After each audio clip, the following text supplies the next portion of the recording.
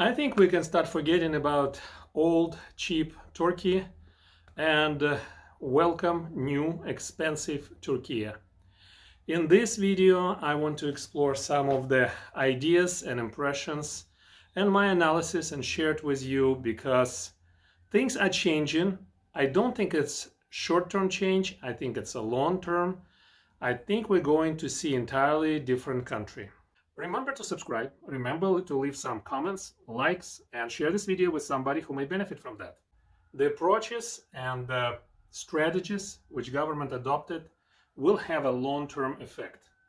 The way it is approached right now, changing the Turkish economy, it's going to be very different from what we've seen before.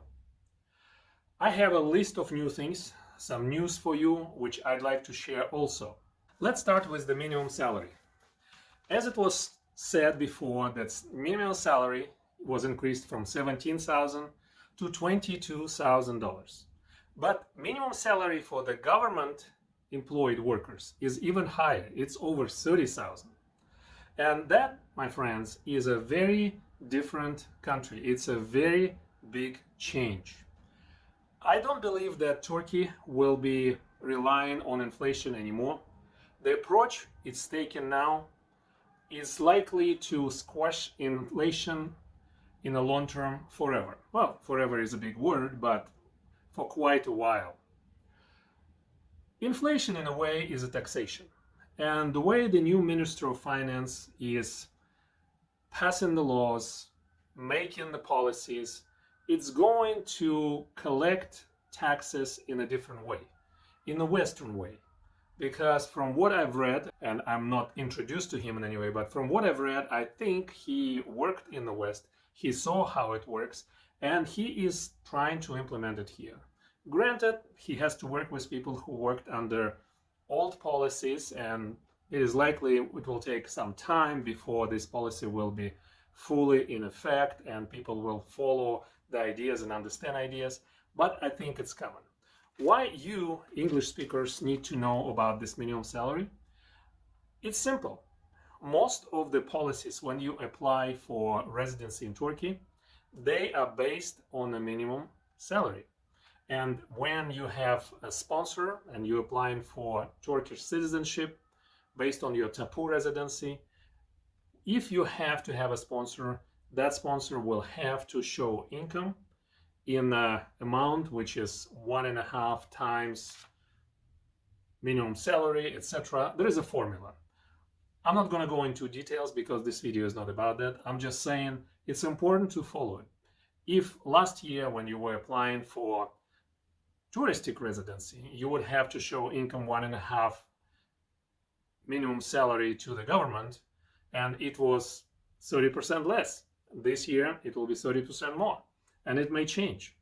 It was also said that now the government can define at what level the real estate purchase will qualify for tapu residency. And tapu residency is the one which gives you opportunity and privilege to apply for Turkish citizenship after 5 years residency in Turkey. Here's some other news. As you probably know, if you follow Turkish situation, the interest rate, the basic interest rate by the central bank was lowered to 47.5%. That is something which personally I expected. Many people thought that would be less than that. Some people thought that it would be more. If you think about it, 50% minimum rate lowered to 47.5. Yes, it is definitely less. But in relative term, it's not that high. It's more of a symbolic. And inflation is expected to go lower. However, when I looked at some of the experts and I looked up what they thought and how it would be, first of all, the methodology which government uses for inflation is different from methodologies that other banks or economic groups use. And the government was expecting that 45.2% inflation rate we will see in December. In reality, by the same methodology when they calculated, it came down to 44.38%, which was better than expected. And there are forecasts that by the end of 2025, we're going to see 21% inflation, and for 26, it's going to be 12% inflation. And that's just strictly inflation. We're not talking about exchange rate here by any means. Exchange rate is changing, is becoming a little bit more favorable to foreign currencies, but far, far from very comfortable living for those foreigners who are on a tight budget. And many foreigners choose to leave good old Turkey because it's becoming more expensive Turkiye. The business leaders also recognize that this increase, this strength of Turkish lira, in a way, is shocking to them because many things became quite expensive, particularly for tourists, and quality of service did not change. Many tourists decide to go other places, even though Antalya and many other tourist locations reporting big increase and records in arrival of tourists, the profitability is really, really low or none. It is like this particular industry is just basically spinning the wheel for no reason.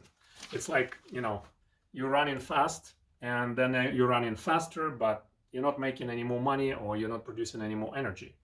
That is kind of discouraging.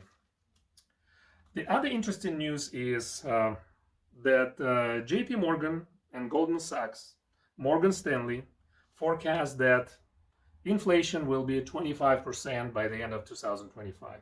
Barclays, that's another bank, is looking at about 31%. IMF, International Monetary Fund, see that 5% is expected for Turkish economy growth in 2025, which is quite good, but inflation probably will eat into that too. It's not that simple. The way it looks right now, pretty much anywhere I go in Turkey, and that's from personal experience, everything is twice as expensive now. Like drinking tea, like buying produce, like buying clothes, like paying utility bills. Everything is twice as expensive. And I'm almost certain it's twice as expensive, because if you can look at some of my older videos, and I was sharing with you what I paid for utilities, what I paid for other things, right now everything is more expensive. And I think it may be even going further up. I was talking to one woman recently here, and she has two daughters. One of them is working with tutors. She actually has to really watch her budget as far as even food, because she wants her daughter to pass exams, enter the university, and she is paying 800 and 1,000 lira per hour to tutors, which is quite high. 3 years ago, when I was talking to one of the women who was working as a tutor in Turkey, here in Antalya, in Liman, she was charging $15 an hour. And in fact, she started with $12 an hour, then she raised it to $15 an hour. And she's quite good. At the time, at least she was really good. I think ever since she actually moved out of Turkiye, and I'm no longer in contact with her. But I'm kind of sharing some ideas with you. If you're thinking about moving to Turkiye and living here in some way, you have to budget now quite a bit more. As far as rents are not getting lower. From what I've heard and what I know, in Shafak Mahallesi in Kipez, I was speaking to a person who owns a little flat there. I'm talking about really small flat, one bedroom, roughly 35 to 40 square meters. That person recently officially rented out that particular apartment to a foreigner who needed to apply for his residency based on nomad visa. I'm presuming here, but that doesn't really make any difference. Warning, 13,000 Turkish lira per month plus utilities. That, my friends, is very far away in Kipez. If you look at Shafak Mahallesi, you will see where it is, and you will understand that it's quite far. Here in Liman, it could be more. I was also reported that there are some apartments here which are sold quite below market if you need one. And in Varsak, Kipes, it's pretty far away from here. That's where the zoo is and where the tram goes. You can also look it up on the map where Varsak is. One bedroom apartment was sold for $40,000, which is not much, but on the other hand, at one time, another friend of mine was selling his apartment in Varsak, Mahalaisi. It was about 2 years ago. He was selling it, I think, for 18,000. So it's roughly doubled in there. We will see what's going to happen further, but for now, don't expect any changes. Most likely, we are going to see more expensive coffee. We're going to see more expensive chocolate on the market. And here is why. Not only I follow the news in Turkey, I also follow the news what China does. And China right now doesn't play by Western rules, and it has no intention to play by that. What China does, they go directly to farmers and they buy their harvest 5 years in advance. It was the first right of refusal. They agree on prices. And for that reason, a lot of harvest, which was going through international markets and which was counted for in the statistics, now going elsewhere. It's not going to be in the statistics. And the volume of produce which will be counted will be less, and it is likely the prices will go more. They are not going to pay exchange brokers. They are not going to pay any brokers. They're going directly to the manufacturers. Maybe you didn't know, and I didn't know either, but farmers get only 6% of the price of the chocolate bar. That's what they get in Africa, and they don't like it. They want to start producing it in Africa, and Chinese helping them too. So what it means that there are quite a few things which China is acquiring tastes, such as coffee, electric vehicles, chocolate. Those things will become more expensive all over the world. And here, Turkiye produces a lot of cars and ships them to Europe. And Europe doesn't want to buy electric vehicles from China, but China produces a lot of them. In fact, it can produce a lot more. And China is shipping them all over the world. And they're shipping it to Africa and to South America. Anywhere they can ship, they will ship. And their cars are becoming good because they're producing more. They can actually work out the quality. And regardless of what people say, it's going to be a way of near future. Europe is raising taxes. United States is raising taxes. They're trying to reduce and to bar Chinese vehicles entering the market. But I think it's not going to help. I think China still will do it. And that is something which everyone, including Turkey, including Turkish car manufacturing businesses, have to really look hard and start developing some of the strategies. Good news from Turkey. That is something which I'm really happy. We come to Turkey and we think that we buy really good quality produce here because we can buy a lot of green things, veggies and fruits. Unfortunately, they're not that great sometimes. And the reason I'm saying that is because Turkey right now is passing stricter laws and policies and requirements for pesticides. There were cases where there were a lot of them in different green produce. Now it's going to be less. They are going after that.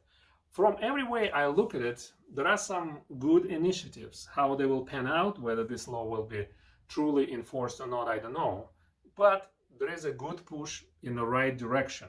And I certainly hope that it will not increase the price of produce, but it may. If it's healthy, we probably will have to pay more. Another news which is important, I don't know how it's going to turn out. I will be watching the statistics, I will be watching the news, but for a while, doctors, family doctors in Turkey were not happy with their pay. And I can tell you that people who work for government in Turkey, in many cases, they actually reimbursed pretty well.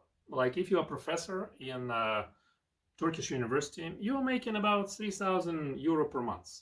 And if you are a teacher, you're making about 1.5 to $2,000 a month. At least that's what I saw. And even minimum salary, if you work for government, is higher than it is in a private enterprise. Now, Turkish doctors, family doctors, even if they're employed by government, they will be permitted to work privately in off hours. That is a new agreement which I suppose Doctors Association and the government came to. I think it will help quite a few people, and definitely it will help doctors. How it will actually reflect on public medicine in Turkey, I don't know, but we'll find out. All the best. Good luck.